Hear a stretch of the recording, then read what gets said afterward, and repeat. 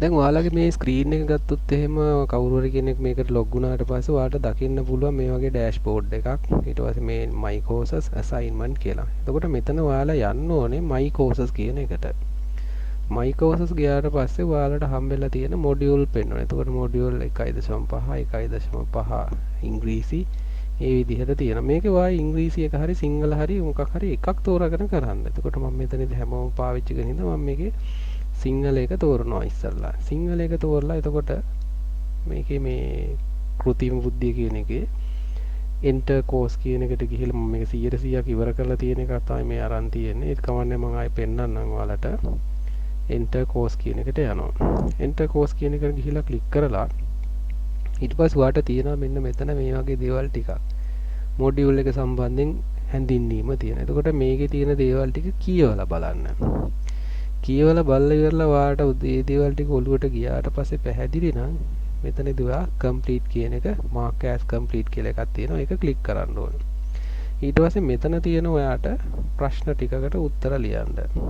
එතකොට ප්‍රශ්න ටිකකට උත්තර ලියන්න ගියොත් එහෙම available quizzes කියලා take quiz කියන එක ගත්තට පස්සේ මේකට ඕන කරන ප්‍රශ්න වලට ඔයාට උත්තර ටික ටික් කරගෙන යන්න තියෙන්නේ අර online එකේ කරා වගේ. ඊට පස්සේ මෙතන තියෙනවා ඊළඟට වීඩියෝ එකක් බලන්න. එතකොට මේක තියෙන YouTube එකේ තියෙන වීඩියෝ එකක් මේක ඉංග්‍රීසි වීඩියෝ එකක් මම ওই group එකේ ඔයාලට දාන්නේ අර මේකට මොකද්ද අපේ presentation එක එහෙම නැත්නම් class එකට කලින් දවසේ බලලා එන්න කියලා.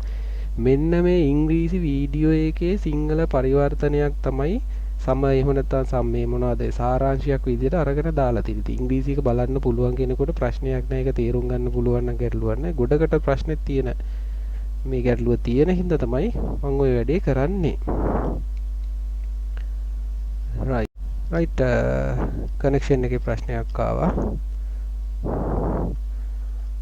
ආපෝසරයක් යා. හරි. ඊට පස්සේ මේකේ ඇසෙස්මන්ට් එකේ ඔයාලට තියෙනවා මේවා ටික් කරගෙන හදාගෙන බලාගෙන ඒ ටික කරගෙන ගිහිල්ලා ඒ කියන්නේ මේ ප්‍රශ්න ටික තියෙන්නේ ඔයාගේ මේ මොඩියුල් එක පටන් ගන්න කලින් ඔයාගේ දැනුම චෙක් කරන එක. ඉතින් මේකෙන් මොකක් හරි ගියත් මොකක් වැරදුනත් ප්‍රශ්නයක් නැහැ. ඔයාලට මේක නිකන් දෙන්න විතරයි තියෙන්නේ.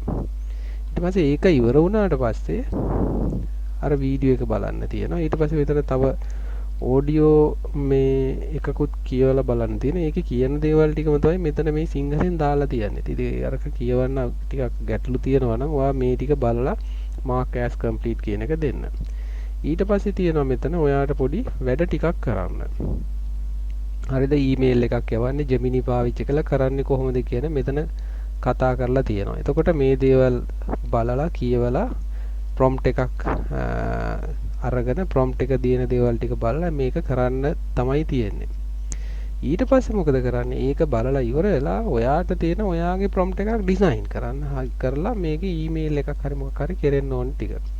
ඒ ටිකත් ඔක්කොම ඉවරනාට පස්සේ මෙතන තියෙනවා සාරාංශයක්. මේ සාරාංශයේ දේවල් ටික තමයි ඊළඟ කතාන්තරය. එතකොට සාරාංශයට අදාළ ටික තියෙන PDF තියෙන මෙන්න මේ PDF එකකුත් මට මතක විදිහට මම group එකට share කරා. තව PDF එකක් දෙන එකත් මම share කරන්න හදලා තියෙන එකක්. අන්තිමටම තමයි ඔයාට තියෙන්නේ ආපහු සැරයක් ප්‍රශ්න 15ක් තියෙනවා. මේ ප්‍රශ්න ටිකට උත්තර ලියන්න. එතකොට ඒකට අදාළ එහා කිට්ටුවේ යන ප්‍රශ්න ටිකක් තමයි ඔයාලට මම ඔන්ලයින් ක්ලාස් එකේදී දෙන්නේ. ඉතින් ඔය විදිහට තමයි අපිට මොඩියුල් එක ඉවර කරගෙන යන්න තියෙන්නේ. ඉතින් මේ සම්බන්ධයෙන් මොන හරි ගැටලු තියෙනවා නම් අනිවාර්යෙන් ක්ලාස් එකේ වෙලාවේ හරි එහෙම නැත්නම් ක්ලාස් එකෙන් පස්සේ හරි මගෙන් අහන්න පුළුවන්.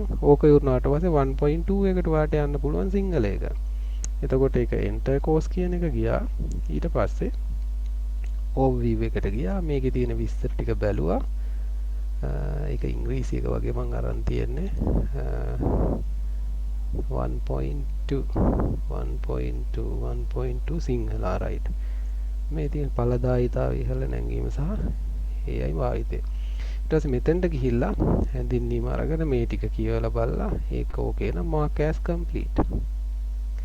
ඊට පස්සේ පූර්වගීමත් ඒ විදිහටම කරන්න පුළුවන්. ඒකත් බලලා මේකත් අපි ප්‍රශ්න ටිකට උත්තර ලියලා mark as complete කියන එක ක්ලික් කරන්න පුළුවන්. ඊට පස්සේ වීඩියෝ එකත් ඔයාට බලන්න පුළුවන් මේ වීඩියෝ එකත් ඒක බලලා ඉවර කරන්න පුළුවන්. එතකොට මේ දක්වා තිබ්බ ක්ලාසස් 3ට අදාළ වීඩියෝස් 3ක් තිබිලා තියෙන මේ හැම වීඩියෝ එකම සිංගල වීඩියෝ එකම හරි ගස්සලා YouTube channel එකට අප්ලෝඩ් කරලා ඒකේ link එක දාලා තියෙනවා group එකේ. ඉතින් මේ දේවල් බලන්න ඉංග්‍රීසියෙන් ඔයාලට ප්‍රශ්න තියෙන්න හේතුවක් නැහැ. ඒක හින්දා. එතකොට මේ වීඩියෝ එක ඉංග්‍රීසි වීඩියෝ එක බැලුවා හා සමානයි අර සිංගල වීඩියෝ එක ඔයාලා බැලුවොත්.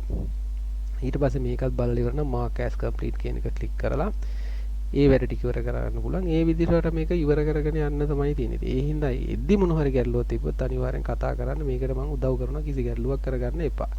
රයිට්. එතකොට